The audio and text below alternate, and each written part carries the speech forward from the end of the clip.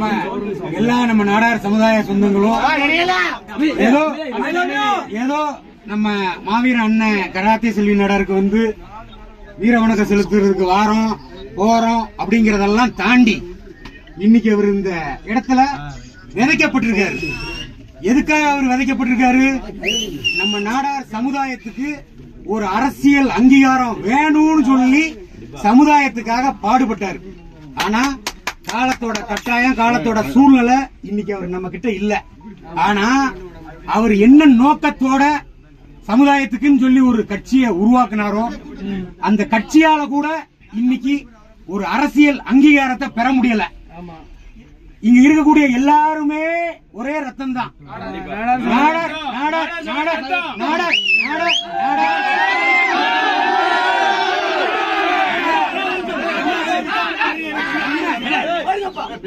நம்ம நாடார் சமுதாயத்தை சார்ந்த அமைப்புகளோட தலைவராக இருந்தாலும் சரி, இயக்கத்தோட தலைவராக இருந்தாலும் சரி, எல்லாருக்கிட்டையும் போகக்கூடியது. இப்ப உதாரணத்துக்கு சரத்குமார் அண்ணன் வந்தாலும் சரி, சீமான் அண்ணன் வந்தாலும் சரி, என்ஆர் தனபால் அண்ணாச்சி வந்தாலும் சரி, எர்ணாவூர் நாராயண அண்ணாச்சி வந்தாலும் சரி, அண்ணன் சுபாஷ் பொன்னையார் வந்தாலும் சரி, அண்ணன் செட்டியுள்ள ராஜநாடர் வந்தாலும் சரி, அண்ணன் ராக்கெட் ராஜா வந்தாலும் சரி,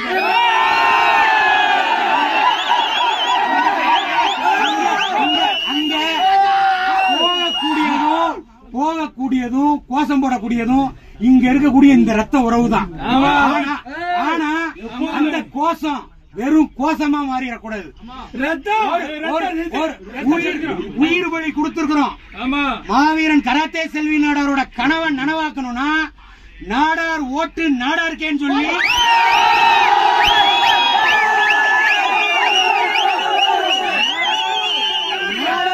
நாடார் தொகுதியை மீட்டெடுக்க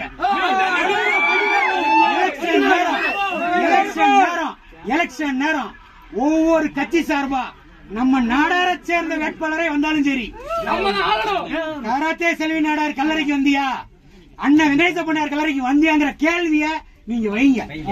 நம்ம சமுதாயத்துக்காக உயிர் நீத்தவர், சமுதாயத்துக்கு ஒரு அரசியல் அங்கீகாரம் வேணும்னு செத்து போனவர்.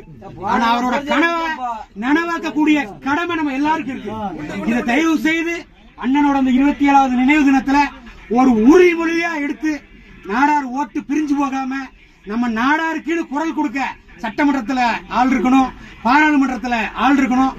அதுக்கு சமுதாயத்துக்குன்னு சொல்லி உழைக்கக்கூடியவங்க பக்கத்துல நீங்க எல்லாம் போங்க.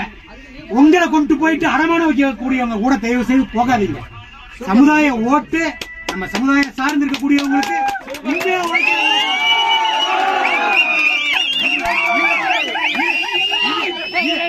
இது ஏதோ அறிஞர் வந்தான் அண்ணன் கல்லறையில நின்று பேசிட்டு போனான்னு இல்ல. இங்க இருக்கக்கூடிய யாரும் படிச்சவங்க படிக்காதவங்க கிடையாது. எல்லாருக்குமே கல்வி ஞானம் இருக்கு. எல்லாருமே காலேஜ் முடிச்சிருக்கீங்க. சுயமா சிந்திங்க. உங்களுக்கு நல்வழிப்படுத்துறதுக்கு தலைவர்கள் இருக்காங்களா? என்ன சொல்றாங்க? முதல்ல உங்க குடும்பத்தை பாருங்க, நல்லா படிங்க. குடும்பம் நல்லா இருந்தா தான் இன்னைக்கு நம்ம அண்ணன் மாவீரன் கராத்தே செல்வி நாடார்னு இன்னைக்கு நெஞ்சில கட்டிட்டு வரோம். இன்னைக்கு அண்ணன் குடும்பம் கஷ்டப்படும் போது இந்த சமுதாயம் என்ன பண்ணிட்டு இருக்கு யோசித்து பாருங்க. அதுக்கெல்லாம் அரசியல் அங்கீகாரம் மட்டும்தான் தீர்வு. இன்னைக்கு பாருங்க, டிஎம்கேல 21 சீட்டு ஒதுக்கி இருக்காங்க பாராளுமன்ற தேர்தலுக்கு. ஒரு சீட்டு கூட நாடார் கிடையாது. அப்ப நம்ம நாடார எந்த அளவுக்கு இந்த ஆள்ற அரசாங்கம் நம்மள பகடக்காயா வச்சிருக்காங்கிறதெல்லாம் தயவு செய்து சிந்திச்சு பாருங்க. ஏதோ நம்ம வந்தோம் போனோம்னு இல்லாம வாக்குகளை யாருக்கு செலுத்தணுங்கிறத தெளிவா நம்ம நாடார் ஓட்டு நாடாருக்கு, அதுவும் நம்ம நாடாருக்கு நல்லது செய்யணும்னு நினைக்கிற வேட்பாளருக்கு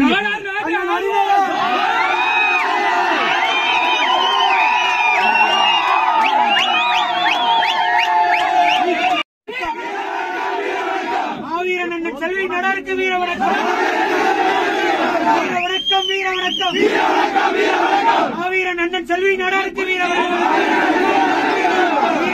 வீர வணக்கம், வீர வணக்கம், மாவீரன் அண்ணன் செல்வி நாடாருக்கு வீர வணக்கம், வீர வணக்கம், வீர வணக்கம், மாவீரன் அண்ணன் கராத்தே செல்வி நாடாருக்கு வீர வணக்கம்.